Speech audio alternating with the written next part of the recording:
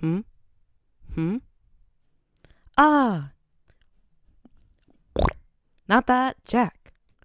So, the midway point of this three special long season of this 3 season long show known as The Owl House has just come out.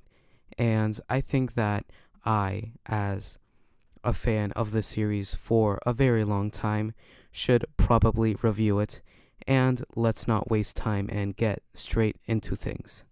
The first thing I want to talk about is the color palette for this episode because I thought that the use of purple, pink, and blue was very well done, and these colors are colors that you would normally associate with nighttime. And who is associated with nighttime, who is in this episode and just this season in general? The Collector. And yeah, I just thought that it was very smart and something that I picked up on pretty quickly. Building off of this color palette thing, I also want to talk about the character designs for each of the characters.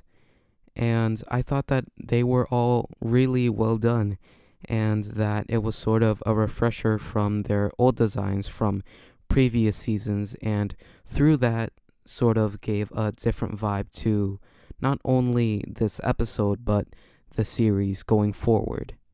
Sort of gave me a magical girl vibe that you would normally find in anime. And yeah, I just thought that it was really pretty. Another thing I want to talk about is the mental stability of Willow, Gus, and Hunter, because goddamn were these three very unstable throughout this episode, and is very understandable knowing the things that they went through. Just seeing Willow sort of act as the mother of the group and not wanting to show emotion because she thinks that she should be responsible for everyone else's emotions and should be taking care of everyone was really something I vibed with and something I personally experienced. And seeing Hunter sort of make her feel comfortable enough to share these emotions that she's been keeping to herself was something that I found really nice. And Gus just sort of being there and just being the support that he normally is was just a cherry on top. I also want to talk about Basha as a character in this episode because we sort of got to see one part of her that we normally wouldn't. She isn't a bad person, in my opinion, and really just wants to have these people around her, and sort of seeing her plead for Amity's friendship again was an eye opener to me and I think a lot of people. Her being the villain of this episode and then flipping back to helping out the rest of the survivors of the Day of Unity was something that I really liked. Speaking of Amity, I thought that even though she was not a main focus of this episode, I thought that she did play a big role in helping both Basha and Luce, and was just overall a badass in this episode. I mean, like she always is. And yeah, we stand Amity.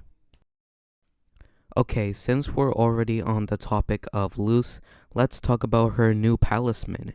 So her new palisman is a snake shifter called String Bean, and I think that String Bean has an overall cool design, and the fact that they are a snake shifter, basically a palisman that is primarily a snake but can also be other types of animals, is really cute. Basically, what the Titan did was ask Luce, "Oh yeah, you want a palisman? What type?" And Luce was like, "All of the above." And that's exactly what she got. She got a snake that can be all different types of animals.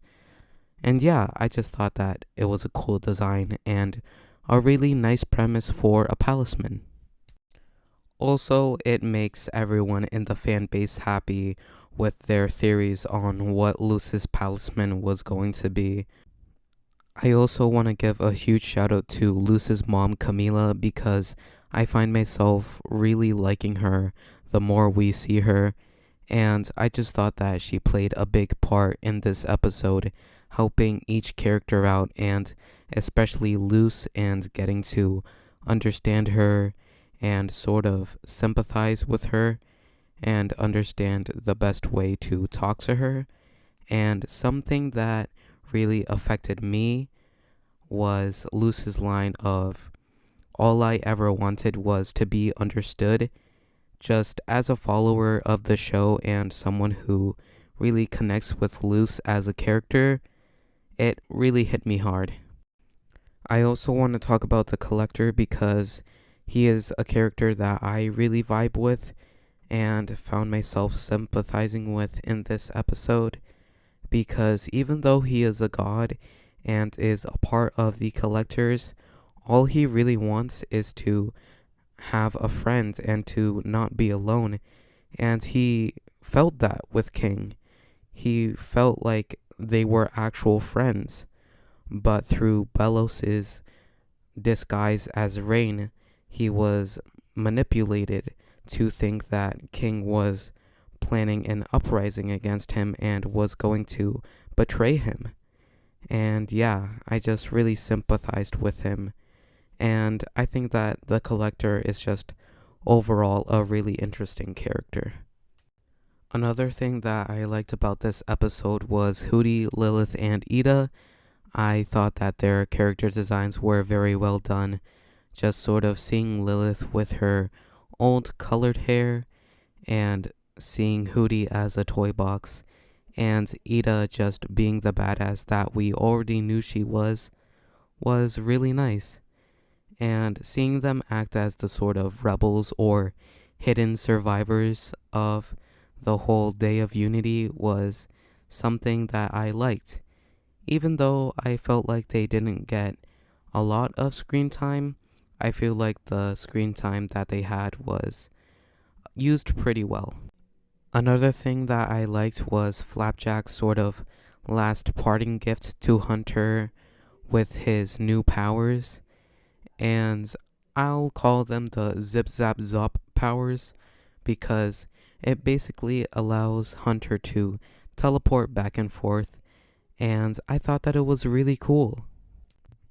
Also, I really liked that most of the survivors were at Hexhide and at students, because it makes sense that they would not be affected by the Day of Unity because they don't have sigils yet. And I also really liked how the kindergartners were basically gremlins the entire time that they were there, and that they were basically the agents of chaos at Hexside when basically no one was there. And yeah, I thought it was really funny and something that I liked. Basically, what I'm trying to say is that this episode of The Owl House was very, very well done. And even though it didn't have the most action, even though it didn't make me have a full-on mental breakdown and just bawl my eyes out, it was a very good episode and is something that, if you are a fan of The Owl House, something that you should check out. It's on YouTube. You can find it on demand on Disney Channel. And yeah, please like, subscribe, and share this with your friends and family because it directly supports me and my ambitions. Bye bye!